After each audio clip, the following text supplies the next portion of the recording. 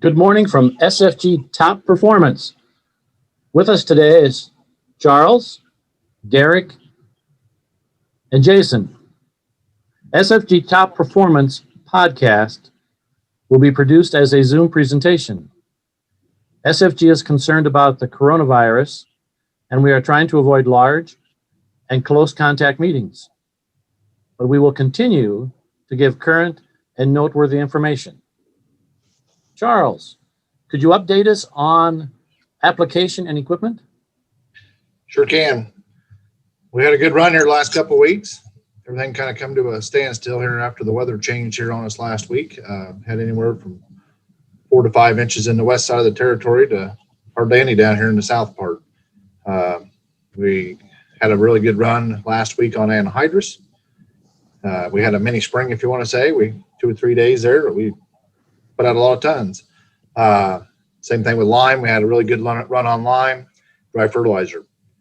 Super Grow, haven't really done too much. We've been more focused on getting the lime on because the weather was great for it. We are applying some dry fertilizer right now. Lime's at a standstill because it's just too cold. Lime's too wet, can't get it out of the truck.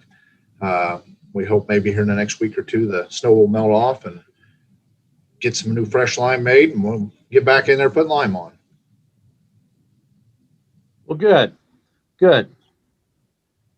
Jason, has the cold weather affected anything we have, or should we be looking to get anything started with our farmers? This cold spell has definitely affected everybody. They were spoiled. We had summer weather, spring weather, fall weather for several months till the 1st of December. Now it snowed and nobody wants to go outside and get cold. But there are a lot of things that farmers can do in the warmth of their home that will add value to their operations. We've talked about fungicides. We've talked about 2-pass chemical programs. And I've been getting a lot of emails from Iowa State and the corn growers and the soybean association. And there are several webinars that they can watch that will verify that the information that we've been telling is true and maybe give some help. And if they have any questions in their mind, and maybe it's unbiased, they can get unbiased information about what we've been talking about. And there's a lot of information out there. Every company is doing a webinar instead of the person-to-person meetings, so the farmers are accustomed to going to. So we can still get all this information we've always got in the past and get a lot more of it that's unbiased and about the products. And if they have any questions, come talk to us, and we can help find some information for them to help show some. Derek has a lot of plot data as well that a lot of these are showing. So there's a lot of things that we can get that way that will add value to our operations and show that what we've been talking about here are valuable products, and continue to get the education that farmers have got every winter. Also, it's a good time to go talk to your tax man and find out how much money you need to put into prepays. It's that time of year where seed prepays, chemical prepays, it's going to be the best. It's the only time when you can save money in a chemical program without losing value, because you're getting that discount for paying early.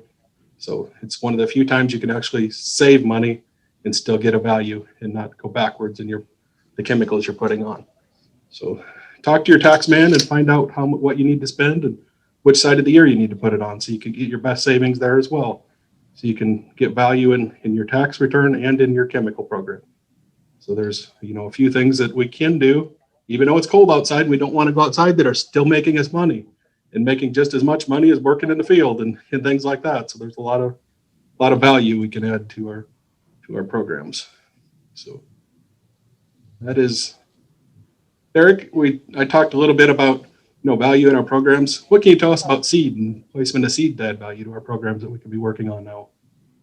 So right now we've been putting together a lot of seed proposals. We've been working really hard at getting guys talked to, and been setting up meetings over the phone has been the best way, and trying to be safe with everything. And what we've really found is that we really need to talk about that extra value that the seed can have. And when we're prepaying seed right now, we want to already talk about seed placement and what seed treatment is on that, instead of just selling 80 bags of corn and then figuring that out later. It's best now to already look at your fields and do a little bit of seed placement. We strive to do that when we take out a seed proposal, because that's what's going to be best for the field. And that's a lot better way than just picking a hard number that your seed has to be at this cost because that's all you think that you can afford, or it has to be here because that's what the competitor said it is.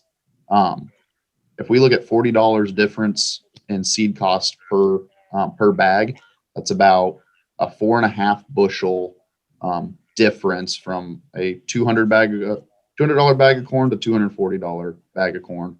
And so 4.5 bushel, if you put that $200 bag of corn somewhere, you're going to see 10 to 15, sometimes 20 bushel if you get the wrong seed on the wrong acre. So we need to focus more on placing that seed instead of just saying, I have to be at this price and that's the only thing I'm ever going to pay because that's all I've ever done.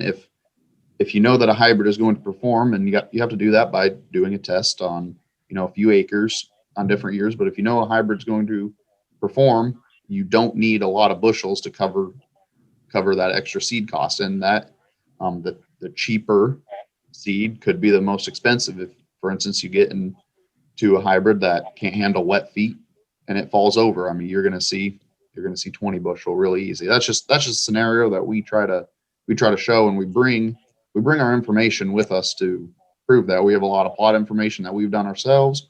We utilize Winfield's R7 information to help place seed, and we look at the unbiased information that you could find out in the industry. We use Iowa State, we use Corn Grower Association, Soybean Association. We look at all that, and then we want to share that information with all our customers to be able to figure out what the best bang for the buck is, essentially.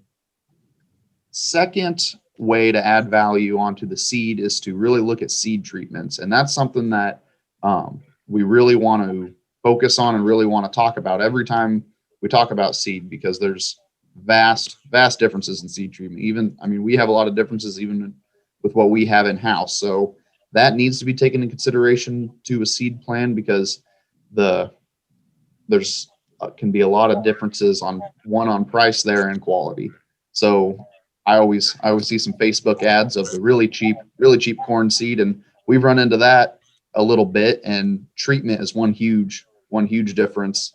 In that we'll put up a picture of some of the treatment that we see on some of the really cheap stuff, and then for instance, our Mershman treated beans they have a really good factory treatment. We'll put up a couple pictures of those differences, and that's one huge thing that not make or break an acre, but it's just one huge thing that makes a big quality difference. Cropland and DeKalb, they have very good treatments on their seed. Cropland adds the zinc in with it. DeKalb adds some more enhanced disease control. So there's some differences in even the seed we have, and we can use those and place it on the farm better and figure out which one is best and add value. And we really want to talk about that right now during the seed prepay time. Jason. Derek, with our seed treatments that you discussed there a little bit, can you go a little more detail about the zinc that Cropland has on their corn and why they think that is a very good seed treatment to have? You bet. So, like Mark said, Cropland adds Fortivent zinc to all of their seed treatment, and zinc is extremely important in corn production. It's a micronutrient, but it's still a required nutrient, and it's the most important micronutrient. So once we figured out NPK and sulfur, the next most important one is zinc to figure out. So we see really good returns from that. Zinc is important in the corn plant because it really enhances that early root growth.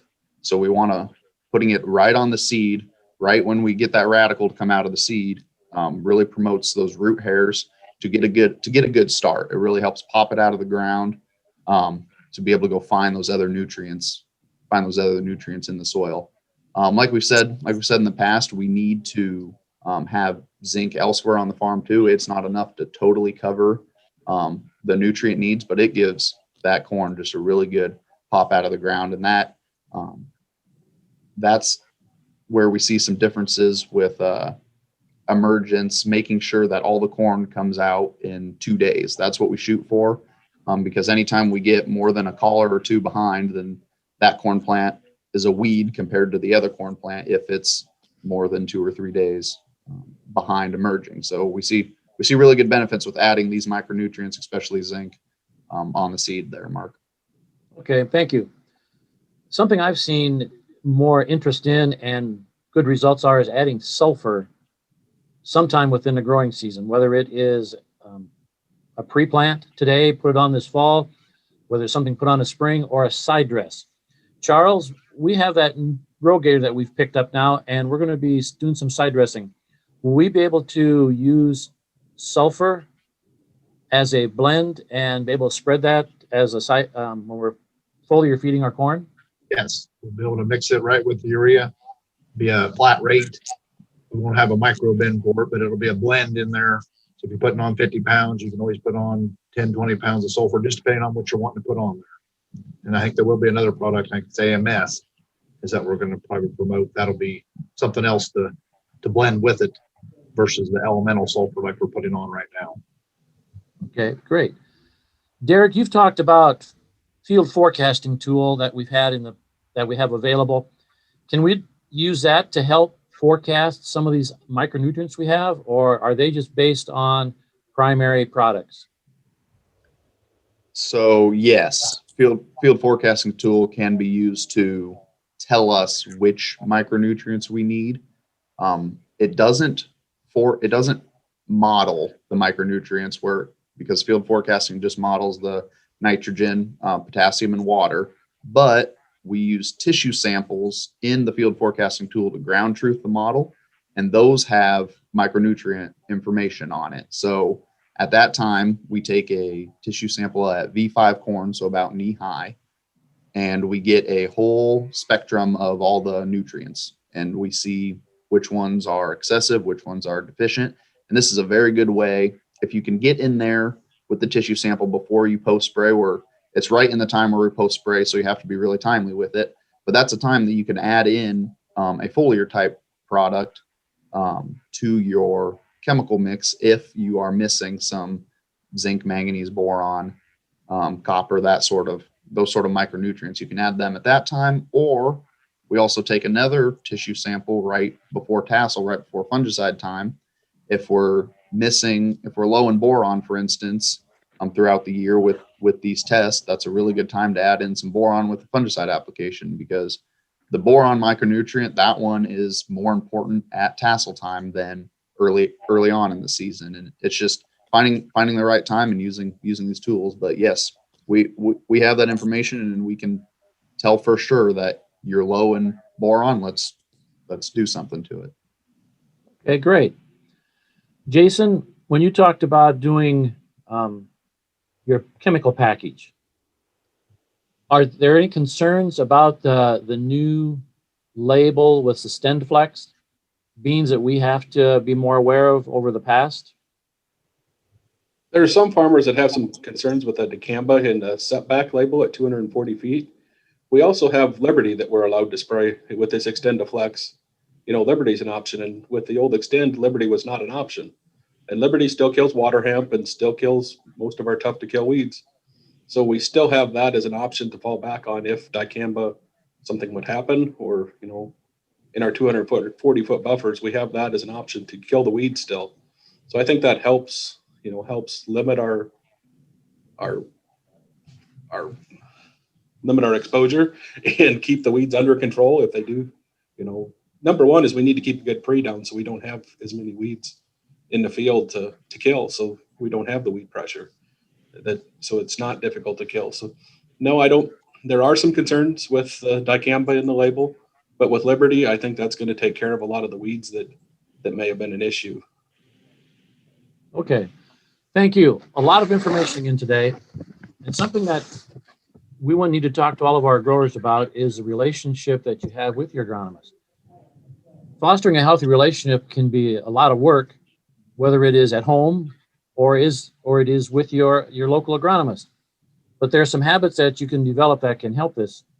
Be sure to reach out to your agronomist and make a conscious effort to sit down regularly with him. Have this discussion on agronomy needs throughout the year. Don't wait for the last minute to do that. Practice being honest with yourself. You know, we promote that with our salesmen too, that they have to be honest with you. If you catch yourself avoiding a necessary topic or saying things you don't mean in order to please your agronomist, turn it in a different direction. You know, you have to do that. Ask questions to seek more information from your agronomist. If you don't understand something, you know, be sure to ask them again. Ask them to explain it in a different way, a different perspective for you. Learn to recognize that your agronomist does not necessarily think the same as you do. And even the shape of their thought process may be different. You know, explain how your mind reaches certain conclusions. But most of all, practice saying exactly what you need from your agronomist. SFG Top Performance is here to help you.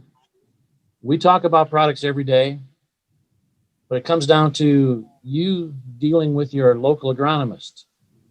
Be sure to have a good conversation with them this time of year during prepay season. I want to thank everyone for being present today. Good information you gave us, fellas.